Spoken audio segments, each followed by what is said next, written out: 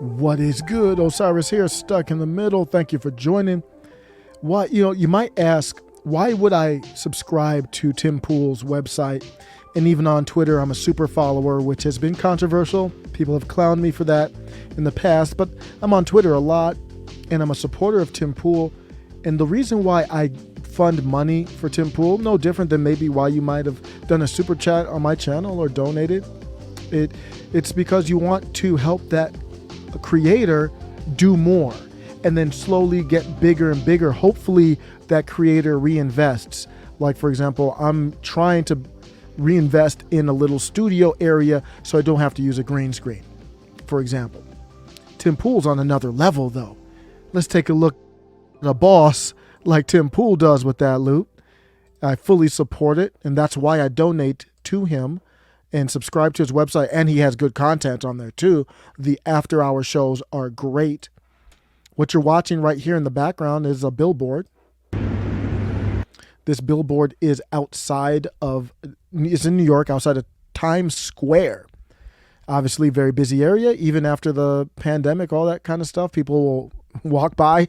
There's probably some tourists that walk by that are like, I don't know what the hell's going on in America, but I'm going to keep it moving. Imagine if you dropped into another country, you don't know that they're in the middle of a fifth generational civil war, and you look at the billboard, and if you're just listening, I'm going to read the billboard off for you. Hey, WaPo, democracy dies in darkness. That's why we're shining a light on you.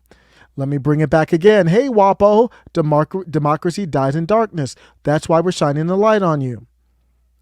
Taylor Lorenz doxed Libs of Tik Tok at Timcast.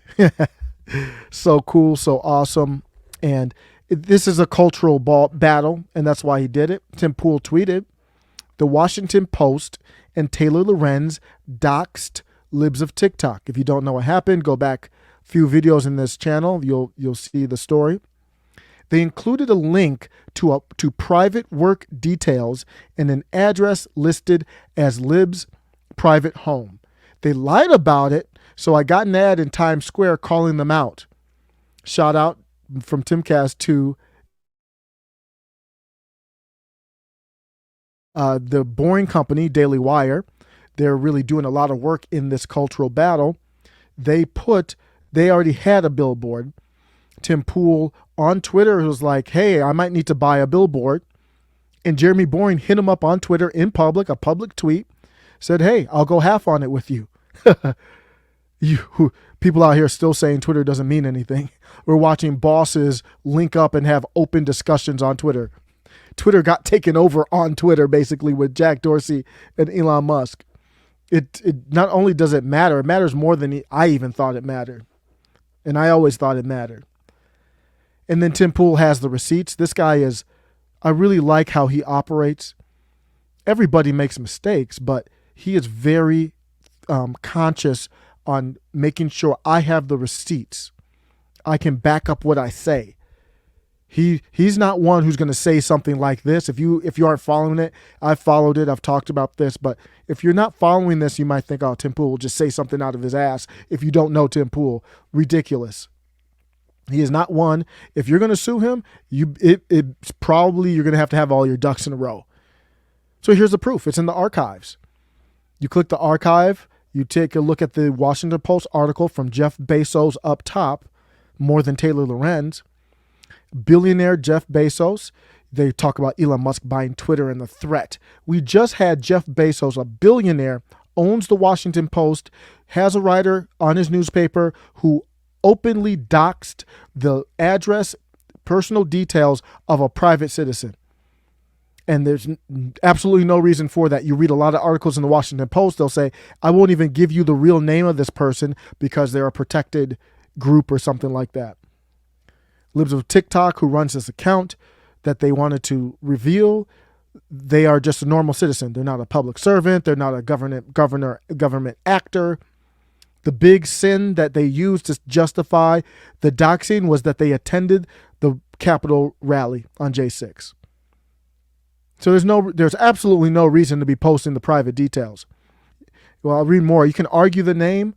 I don't think if the name comes out The name comes out. You have Libs of TikTok has about 1 million followers now.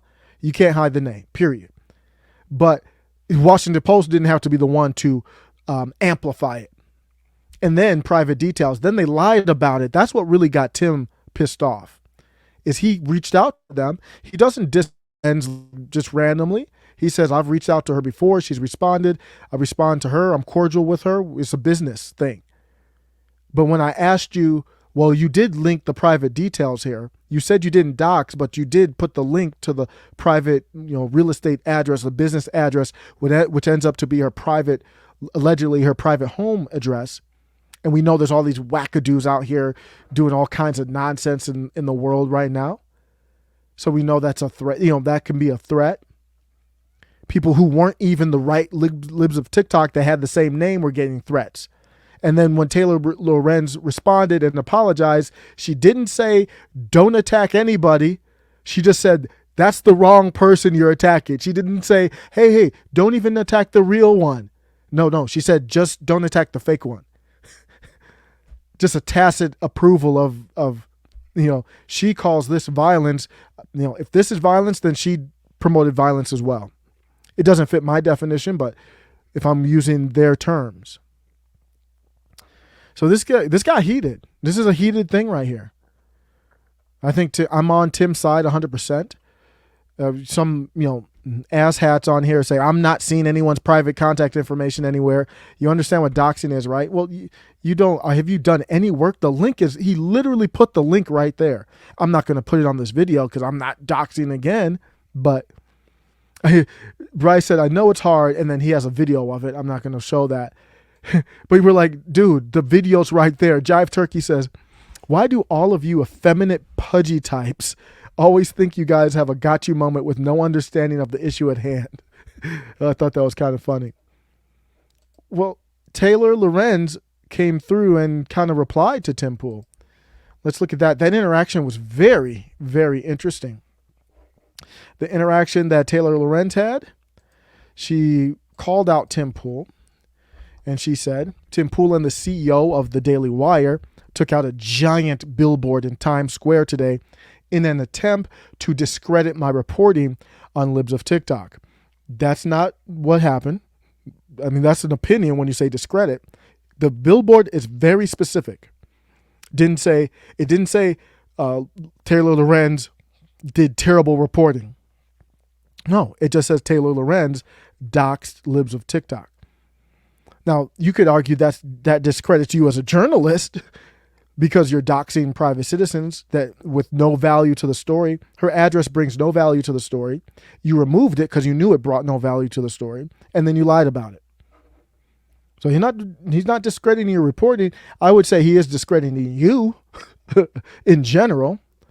So then she always has to lock up her threads because even on a leftist platform, still with Elon Musk just taking over, it's still a leftist, the Nancy Pelosi left, the Mitch McConnell leftist mentality, whether it's Republican or Democrat, they run this platform. And she still has to lock down her threads because what happens is a lot of people who are on that left, they see what she's doing. They're like, oh, this is kind of unsavory. So they just stay out of the conversation. But then it amplifies the non-bootlicking left, and then you get ratioed. So she's like, let me lock this down before this gets ratioed real quick. She said, this billboard is undeniably so idiotic, it's hilarious. Good, you can have that opinion. But don't forget that these campaigns have a much darker and more violent side. So you can have your opinion, but now you're getting into threats of, Tim Pool causing violence against you.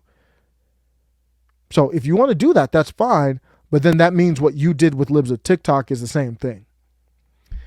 I'm grateful to be at a newsroom that recognizes these bad faith, politically motivated attacks and has a strong security team. It's a very dark reply. And it's almost like every video I say it, I feel like we are grown adults, but we act like little kids. Something went wrong, and I think she's older than she looks.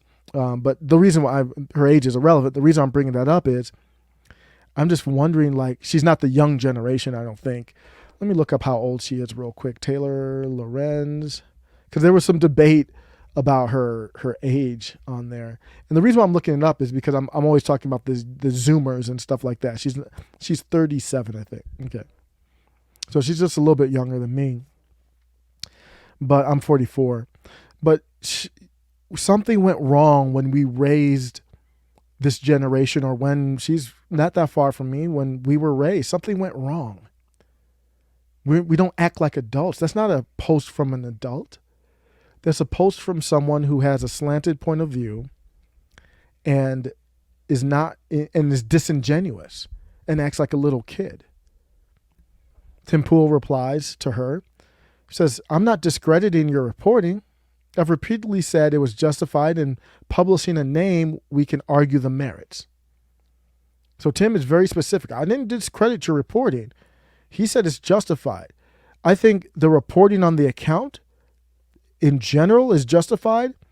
I think everything I think posting anything about Libs of Tik Tok from Washington Post was justified, except the real first and last name. She's not entitled to her privacy, but the Washington Post didn't have to do that. And then they were way out of line with the address. And they knew that. That's why they removed the link. And they have editors. That was checked. That wasn't like me putting a thread up that had a link which I shouldn't have had. That was checked. And then if you lie about it, that's really double bad. So Tim's like, I was calling you out for lying when you and Washington Post denied linking to private details. I reached out to you. You said you didn't. That was a lie. Clearly, I have the proof. And that's why they want to take over the archives. I don't know if you've heard that. Maybe that could be another video. They want to, I forgot how it's being done, so let me not speak out of school, but the Kamala Harris left wants to control the internet Wayback Machine and archives for these purposes. The truth is a disaster to them. You bring out the truth and they get scared. They're like roaches scurrying out of the light. And that's what's happening. All he did was truth. You published Lib's private address. Just own it. Here's the link again. There's really nothing else to talk about. Like, what else are we going to talk about here? It's all legit. And I'm going to play this video to end with this from the post-millennial, doing a lot of good work there. Libby Emmons is good. She was recently I think she was at the A Better Discourse from Myth-Informed Milwaukee, if I'm not mistaken. So I got to listen to, this is the first time they've had that, and I haven't listened to 1 second of it yet. They had it this past weekend. Haven't seen a lot of clips from it, but doesn't mean it wasn't great. I need to do a video on that, promote it, so you know what I'm talking about. But let's look at this. So this isn't the Billboard. Problem, I wouldn't consider the Billboard culture, but I would say it's out of the realm of the norm that you would see from the I'm trying to think of another name, the non-Chuck Schumer left. Problem, which is that conservatives only have politics, right? Politics is the only sphere of our culture in which conservatives have any stake or any ability to affect any change. So she's saying that when you look at conservatives, we can just use the word conservatives, but it includes anyone who's on the non-cabal left, that they don't have any influence in culture. It's all politics. And buying a billboard in Times Square, it's pretty much politics, but it's out of the cultural norm. Tim took that billboard, took it to Twitter, and to me, it is mixing politics and culture, but he does have the Pulp Culture Crisis, which is a great channel, by the way. Look up Pop Culture Crisis on YouTube. Love that content. It's not political. It's all like entertainment, social stuff. Great show. So he is trying to affect culture, and you'll hear him jump in here like, whoa, whoa, whoa. He's going, he can't hold himself back. Like, we're trying to do that. Conservatives don't have a stake in, publishing or the arts or anywhere else. And so that's the bigger issue. That is changing. I'm working on it. It is changing. And, that's interesting. And conservative counterculture in the arts, I think, is a movement that's about, that should be about aesthetics. It should be about interesting work. It shouldn't be ideological. Yeah. And the work that currently exists on the left side of the spectrum is entirely ideological, and it's ideological at this point by design. So what she's saying is, when you look at movies and all that kind of stuff, you can't get away from ideology implanted into the movie. Or whatever, entertainment, education, all of it. Everything that's non-political. To do is work, to like have good content, which I think, you guys are both doing, that is not political and that has and the left is more losing bearing on culture. Yeah. The left is producing more and more ideological garbage that people don't want to watch. It's because it's shitty and nobody wants to watch it. Exactly. Yep, that's the case. And I will end again with how I started. You look at this billboard here, and I use Tim Pool as an inspiration to see, like, what does he do. I'm going to do my own thing, of course, but just to learn from what he's done. You want to know why I support and send money to him every month? It's for him to speak on my behalf on things like this. In one of his responses, I don't know what happened. Maybe he deleted it. In one of his responses, he talked about how, ending the kind of beef or whatever. Because at the end of the day, she blocked him. And I'm trying to find it, but I'll just say what it is. At the end of the day, he said something to the effect of, you got to say your piece. You were on CNN, you wrote for the Washington Post, and I got to say my piece also. And I said my piece through the Times Square billboard, and now it's over. And that's why I support Tim Pool, because he's speaking for me here. And notice another video where the ideology of Libs of Tik Tok is irrelevant to my take here. What I like here is the truth. You fund a guy like that who's already well off, and he takes it and he does stuff that you don't see other people do, and it's speaking for you. This is powerful. It looks like a joke. It's a troll, all that. But why did Jeremy Boring jump in on it? He's like, this is powerful. Let me know what you think.